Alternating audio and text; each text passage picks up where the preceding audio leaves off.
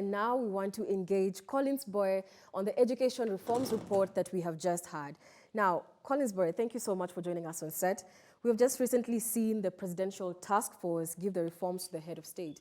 What is your overall take on the recommendations that were made? Thank you very much for having me.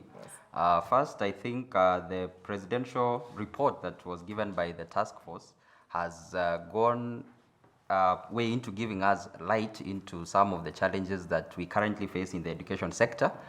You remember that when CBC was introduced, there was a lot of confusion, and I think the task force has tried to give us solutions in certain areas. There are those areas that they have gotten it right. There are areas that they haven't gotten it right. And I hope in the course of this conversation, we are able to delve into those areas that they have gotten it right, and also see where the areas that they could have done better. So what are some of the areas that they could have done better, Collins? I think the biggest miss in this particular report is on the university funding. Because when you look at the kind of funding that is now being introduced, it seems to give more, to give more emphasis on those who, in terms of now this student goes to the university, they finish the course, it is the same student who will pay the loan and not the parent. Therefore, I think there is some bit of discrimination because it really didn't give an accurate solution on what happens to those who are, of course, they get the employment, but then how are they going to pay that particular loan? They didn't give us that metrics very well, and that is the greatest miss in this particular report, in my assessment. Okay, so when you're going back to the CBC capitation, the report recommended that it be doubled, but does this doubling affect the parent or the school? Who will be bearing the cost? I feel that the government should come in handy because the government is the one that funds education in this country. You remember when the CBC was introduced, parents complained because it seemed to be expensive and many parents couldn't afford it. And the government now tried to come up with solutions, and partly I think much of the capitation is being provided by the government so that the parent doesn't have to dig deeper into their pockets. Remember, majority of these parents come from needy families already. So when you ask them to pay more, we will be making it difficult for them to afford education. And remember, one of the goals of the SDGs is to achieve education for all. And that is where we are. So I think the capitation should come in from the government. That is my assessment and my view on what this particular task force looked into. Okay, we'll go back to that, but right now, there was this prestige to going to a national school, an extra county school, like Alliance is a big school. So, but right now in the recommendation, the report says that now we'll not have any more categories on county and national schools. So what's your take on this, and can you explain more on the categories of schools that you're going to be having? Well, if you look at the Basic Education Act, I think it's section 43(1), it laid down, the current system that we have right now lays down the categories of schools into what we have as public, private schools, and then it goes down to tell us about the boarding and day schools. It also goes down to tell us about the national schools, extra counties. We have the counties and the sub-counties, and also the special schools. But now the new system that is being introduced to us is more on the career paths. All right, so we are moving away from this kind of system where we have the national schools, because I think the committee, having collected views from Kenyans, felt that there was some kind of discrimination because these schools that are regarded as national and extra counties are the ones who have been receiving the highest share of the funds from the government. And therefore, the schools that are down there, like the sub-county schools, do not have enough funding. So I think that's partly the reason as to why it was introduced. And even if you look at the system that we now have in the CBC curriculum, we are now moving into a comprehensive way of looking at it. And by the time a student gets to junior secondary, or they call it junior school right now, they will be able to know the career they are taking. All right, because you realize that a student in the current 844 system that is being phased out slowly, by the time they're in Form 4, they're in Form 3, or they're even getting to first year, some of them do not know what they want to pursue as their career.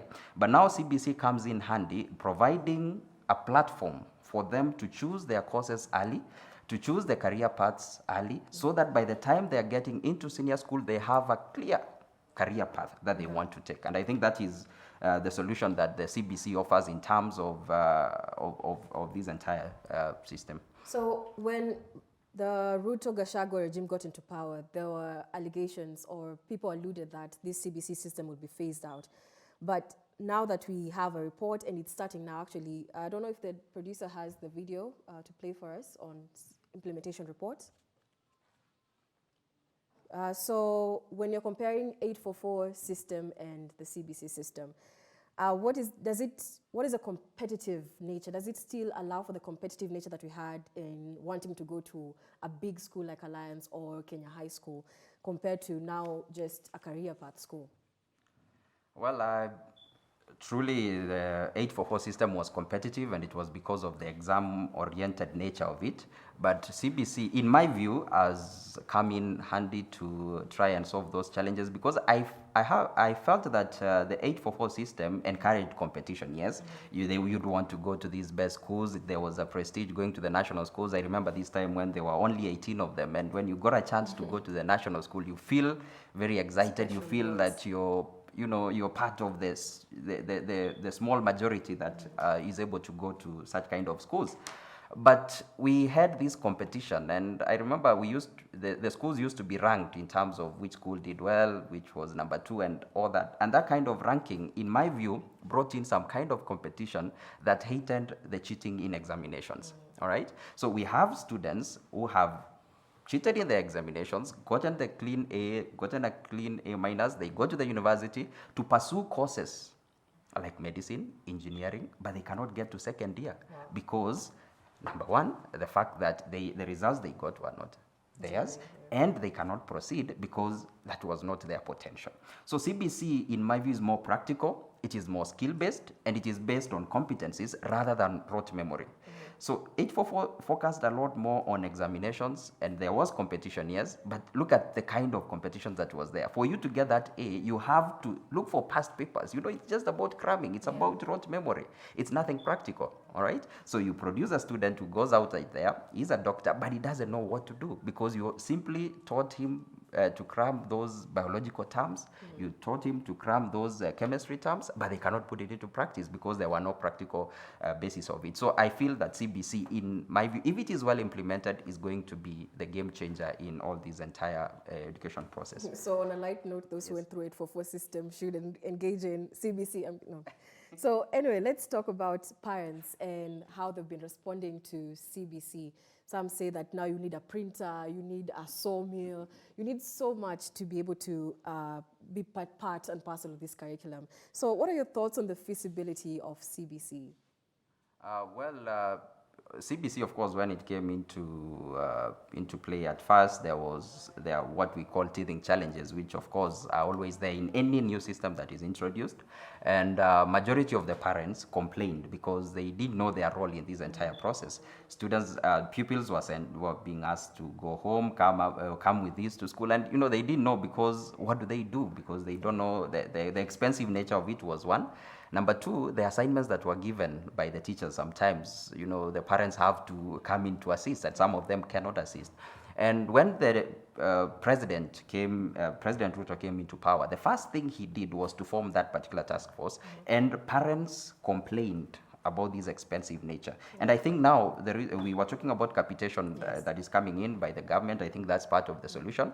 And parents are now being given the right approach. And I think there was also a confusion because the teachers didn't know what to do. You have a new system, you have not taken them in service training. You simply pick a teacher who was going to train to be, let's say, a teacher of English and literature. You bring him or her to the CBC sector, and she has to teach home science. So they do not know, there was no clear guidelines on what they need to do.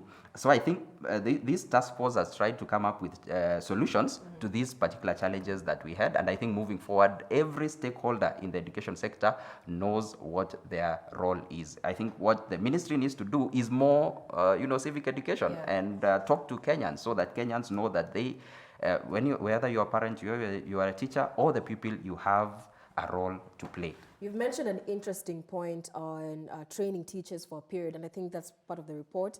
And also there's students going for training. They'll be serving in the NYS, I think, National Youth Service, for 3 months and 9 months after tertiary. But before we get to that, let's play the video.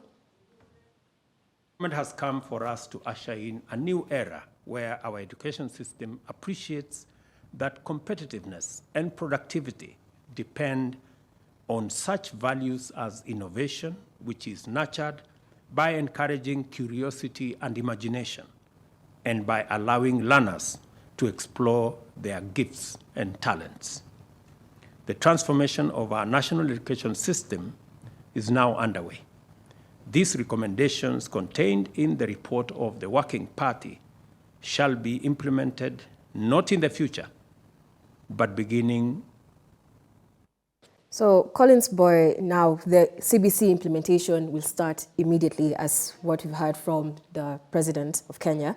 So when you're talking about the same point of training teachers for a period of 1 year before employing them as teachers, and also students getting to participate in volunteering service in the National Youth Service 3 months after secondary school and 9 months after tertiary institutions. What's your take on this, and what is the purpose of this 3 months and 9 month service and 1 year in training?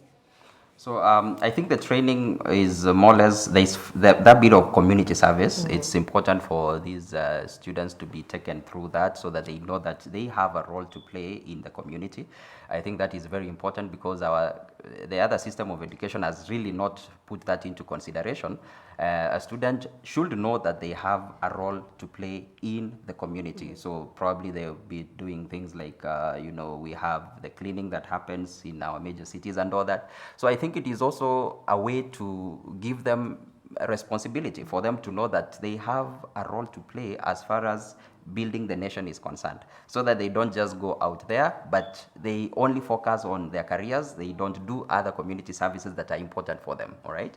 And also the NYS, gives you these skills. And I think there's been a prestige to do with, going for these white collar jobs. Yet we want, as a country, and if you look at the recommendations that we have by the system, by the Taskforce, is that we are talking of 60% of these courses that will be offered at the university being more of STEM, all right? So when they get those skills early enough, I'm sure they are going to take a career path that will help them solve practical challenges that we usually have in the society using practical solutions. So I think that's the key reasoning of this particular task force in as far as this is concerned. Interesting. So my last question before we wrap up this segment and then move over to politics: who comes up with the competence-based curriculum? Who comes up with a CBC curriculum? Because I'd imagine aspects like learning about the Constitution should be part of it. So who comes up with it? This entire system is usually done by the KICD, the Kenya, the Curriculum Development Agency that is tasked with coming up with the curriculum. But of course, it doesn't do that in its in isolation. It has to work with other entities that we have in terms of publishing the books. We have the KLB, all right, that comes in handy. Some publishers have to be involved. So it is an entire spectrum. It's not only one single party that does that, but I think the majority of the functioning lies with the KICD. That is the one that designs the curriculum. But of course, it designs what has been advised by other stakeholders that we have.